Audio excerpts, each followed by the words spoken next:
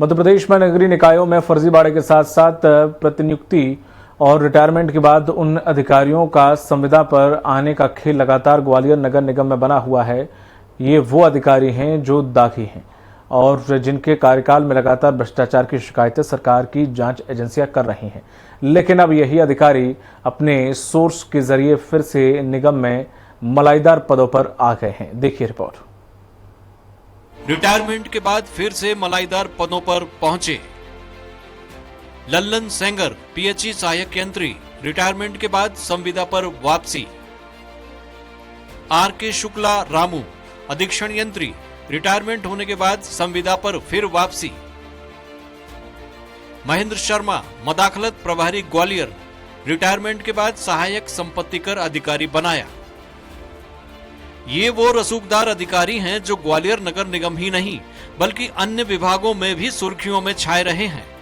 मसलन ये अधिकारी लोकायुक्त ईओडब्ल्यू विभागीय शिकायत की जांच के घेरे में रहे हैं। बावजूद इसके इन्हें फिर से उच्च पदों पर संविदा नियुक्ति कर निगम में लाया गया है, जिसको लेकर अब निगम में हंगामा हो रहा है।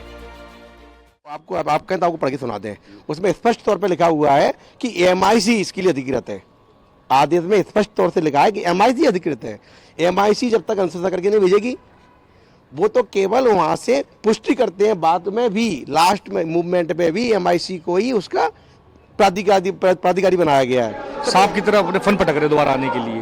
वो मुद्दा उठाया था, ये मुद्दा अभी शांत नहीं हुआ है। चूंकि आज बजट पर चर्चा थी, इसलिए हम लोग थोड़ा शांति से बजट पर चर्चा करवा रहे हैं। उसके बाद एक तत्काल प्रभाव से सामान्य चर्चा के लिए मैंने सभापति जी से बोला है, अपने नेता प्रतिपक्ष जी बोला कि इसके बाद बजट के बाद सामान्य चर्चा होनी चाहिए।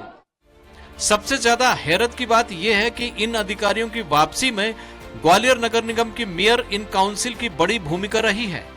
कांग्रेस मेयर डॉक्टर शोभा सिकरवार का कहना है कि हमारा काम अनुशंसा करना है। जो नियुक्तियां हुई हैं वो शासन के आदेश पर हुई हैं।